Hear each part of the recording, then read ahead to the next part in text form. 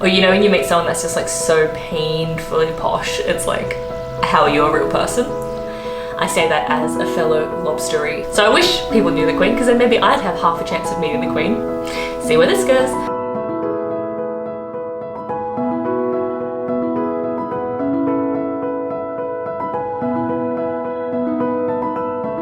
Hi guys, and welcome back to my channel. If you're new around here, I am Yvette and I moved to the UK in May this year and I am documenting my experiences. Fluff is everywhere because of the dog. Sorry. Ever since I moved, people often ask me from back home, are British stereotypes real? And so I thought I keep answering this for family, and I was like, you know what, this would make a really good video idea. So here we are. I thought I'd make a video discussing 12 of the most common British stereotypes, and I'll tell you if they're legitimately real or if they're just a racist stereotype. The first stereotype is that British people like to drink a lot of tea. Now, yes and no. I think that's a stereotype is true.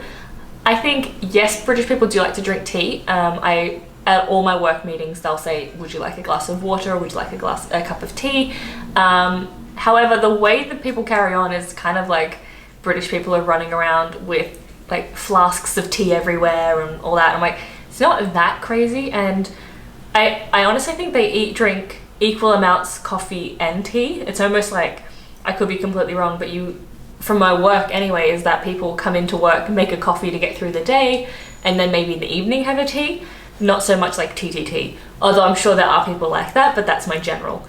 They do drink a lot of tea, but not a crazy amount. I don't know, not a stupid amount, like a normal. But also maybe I'm just from Australia where we didn't drink tea, so my perspective's maybe a bit more diluted than someone from America who's never really seen anyone drink tea.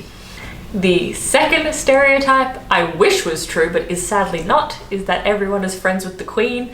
I wish that was, I would love to meet the Queen. That would be like, I love her, she's so cute. Do you watch The Crown? The Crown on Netflix is amazing. It's so good, acting so great. They've got Olivia Colman now on it. I don't know when this video just evolved into my Netflix recommendations, but so good. And the Queen is so cute, and it gives you a lot of respect for her journey, and her Jamia, like, I don't know, she just holds herself in such a nice way, and she's always presented well. I know the royal family's had its ups and downs, but I feel like throughout everything, the Queen's always had class and respect. I don't know, I just like the Queen a lot. So I wish people knew the Queen, because then maybe I'd have half a chance of meeting the Queen, but unlikely, to be honest. But fingers crossed, if you guys, if you know the Queen, if the Queen's watching this, reach out to me. I would love to get a cup of tea. The third stereotype is that they never see sunshine. If you've watched any of my videos before, you'll know how much I feel about the weather. The weather is not that bad. Like, I swear it didn't rain for like 3 months over summer. The park near my house, the grass started going yellow, which happens back home in Australia all the time. And I was like, where's the rain? Like, what's the sun? I will say the sun is less intense, so I don't really get burnt here, whereas like I would get burnt hanging out my washing back home. Like, the sun is that intense. So the sun does come out here, but it is less intensive. So maybe vitamin D tablets are slightly higher, but for sure it is not as cloudy and dreary as everyone says. I just don't understand this stereotype. We're gonna go back into the weather rants with me. But like, listen, Toronto has equal weather, if not worse, because it gets colder. All of Scandinavia rains a lot and is very cold and cloudy. Why? And I'm sure there's other countries, but those are the ones that spring to mind. Why do they never get the reputation of crap weather? Why is the UK like crap weather when it's like average weather? I'm starting to think, this is my new theory, see where this goes, is that, do you know when like there's that person at school that's like good at everything and then they like try and pretend that they've got one small insecurity to justify, like, oh, I'm not perfect, my socks don't match. Do you know what I mean? Like something that's pointless, but they're trying to act like they've got an imperfection because they're genuinely perfect. That's how I think the UK is. I think the UK is a great place to live. I think like I know the government's a bit in a shambles, but globally the government's very good. You have a lot of benefits, universal healthcare. Everyone's quite polite, they're orderly. The weather isn't even bad, it's just mild, but like they've picked like something that's like only, like they're exaggerating something that's like slightly less than perfect to pretend like they've got a legitimate fault, when really I can't find fault, realistically. That's my new theory. We'll see. Tell me what you think. Am I crazy? Maybe. On that same vein, the fourth stereotype is that they can't handle the sun. This one is true. If you've ever gone anywhere with the sun on holidays, and you can always pick the Brits because they're the family that's completely sunburnt and looks like a lobster. I say that as a fellow lobstery. I'm a hybrid. I'm a weird breed that I do burn, but then I'll go quite tan at the same time. So I get the best of both worlds, I guess. I'd rather not get the best of the burning, but I'd love to be able to tan. But I do find I tan more in Europe because the sun's not as intense. Like, I was out in the sun for hours in Greece and I didn't burn, I just got tanned. Whereas, like I said, I walk the dog for half an hour and I've got like severe 3rd degree sunburns in Australia in summer. So it's like, I don't understand. I'm happy about it, but I don't understand it. If you understand, please tell me, because I'm genuinely concerned. The fifth is that Brits watch a lot of TV. I'd say that's false. I don't think because I think this may have come about because of that statistic that they have to pump the power at a certain time, because I think EastEnders ends and then that's when everyone goes and makes a cup of tea. So they've got to like pump the electricity, or they see a surge in electricity because everyone's putting their kettle on. I think that's where that stereotype comes from. I could be wrong, but I am only talking to people my own age generally, but people don't seem to watch that much telly in my opinion. There'll be like one show that kind of takes over for a bit. So like Love Island was a big one that was just culturally quite relevant throughout summer.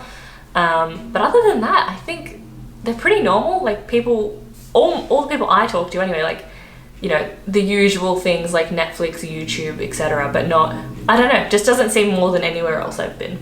I don't know where, yeah, maybe it's an older generational thing, but maybe it's a winter thing. Number 6 is that everyone speaks rather posh. Not true. I wish it was true, because I find those, like, you know, like the absurdly posh accents, almost like the Queen, but the Queen can get away with it because she's the Queen. But if anyone talks like her that's not royalty, I find hilarious.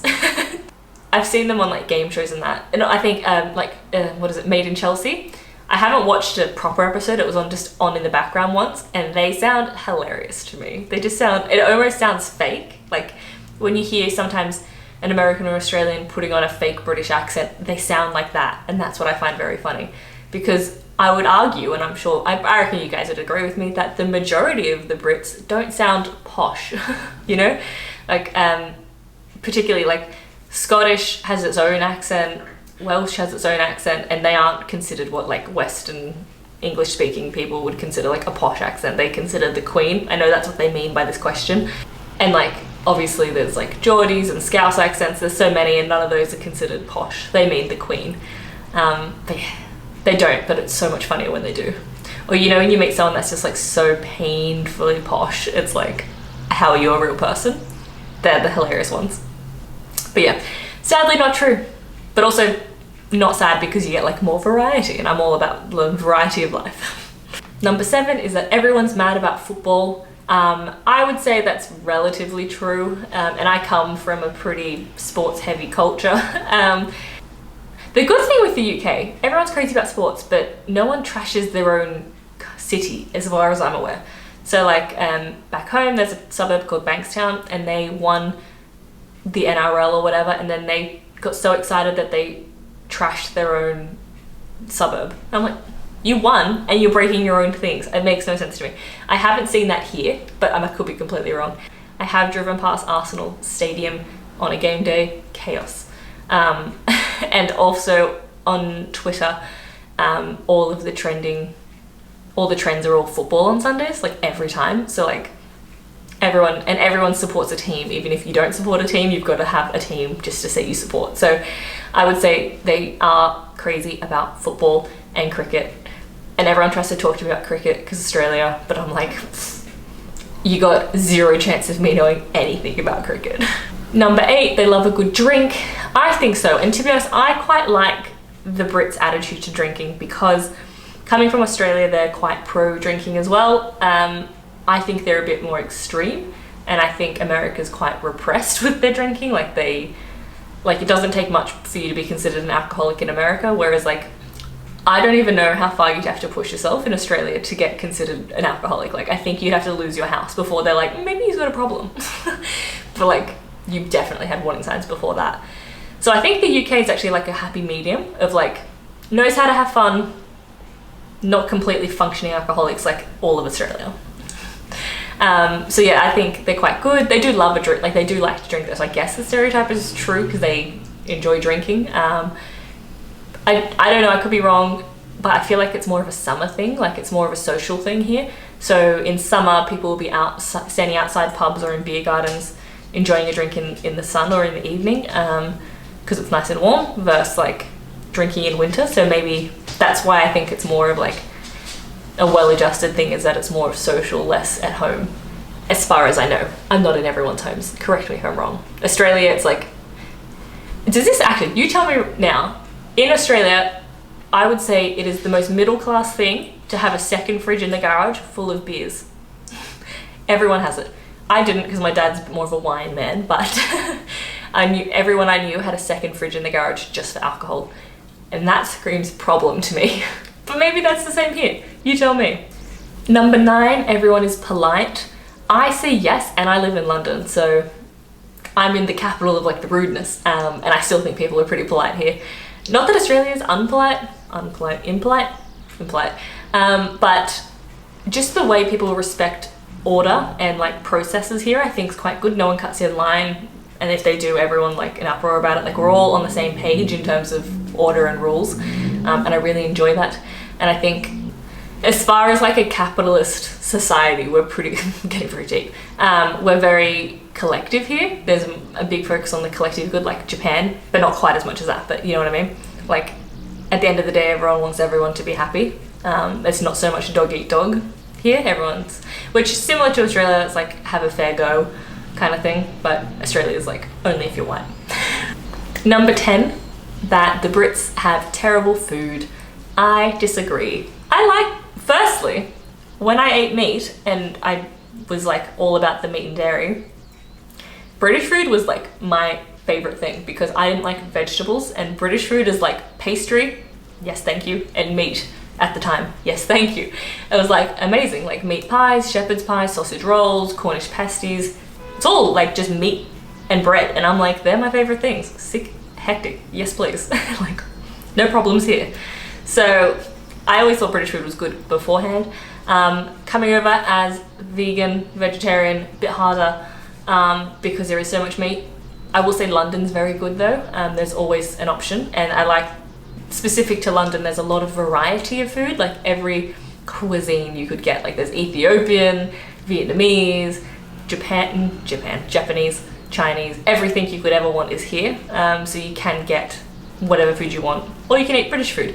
And there's a few restaurants that do vegified British food, which is like the ultimate, like fish and chips but vegan. So I think I disagree. I think that's fake. Brits have good food.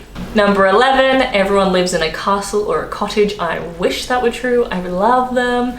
Yeah, no, there's not, although castles are quite common here, which is like still a novelty for me because there's no castles in Australia at all, obviously. So to have them so casually everywhere is like crazy. But no one lives in them. They're normally abandoned. I think castles, 1, the upkeep would be a lot, and 2, surprising, they're not built for modern day. So like you probably can't get the internet or like heated floors in one. Good on paper, not good in practice. Cottages though, very cute. I would love to live, there's a certain type of house in the UK that's white with like the dark wood over the top in like a pattern. I love those, they're my favorite. I would love to have one of those one day. They're just so cute.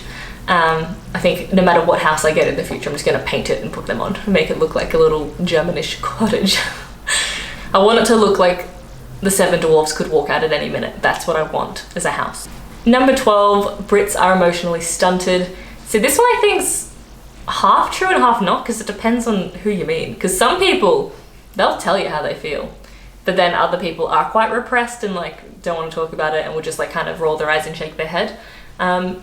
I probably feel more into that one in terms of like day to day. So like obviously I'll talk to friends and family about my real feelings, but I'm not about to project that on someone on the train and like voice all of my emotional concerns about the world onto some random person who just cut me off on the tube. And I suspect that's the case with a lot of Brits. I would like to hope is that they do have people in their lives that they will tell their problems to. They just don't tell the public, which to be honest, as the public, I'm down. I don't need to hear all the ins and outs of your life. But so I'd say yes and no, but it depends. Because then you do see those people that, you know, those people who on the tube or on the bus, where they just like, this is their hill to die on. They're gonna scream at you for being rude, which the irony, I can't. And then you're awkwardly like, when's my stop? I need to, oh yeah, King's Cross, yeah, I'll go get a flight. Do you mean like, it's just, you're just like trying to get off the train because you're like, I don't want to be here with the brawl breaks out. I'd much rather everyone be emotionally repressed to the point where you don't start a fight. That would be great. One last thing before I go is that I think you should go follow me on Instagram. Link will be below, because I'm going to be using your input for a video when I'm traveling in December. And you'll need to be following me to be involved, and I'd love you to be involved. So go over there and follow me in preparation for that. So tell me in the comments below if you agree or disagree. Do you think these stereotypes are real, or am I wrong? And you think they are all fake?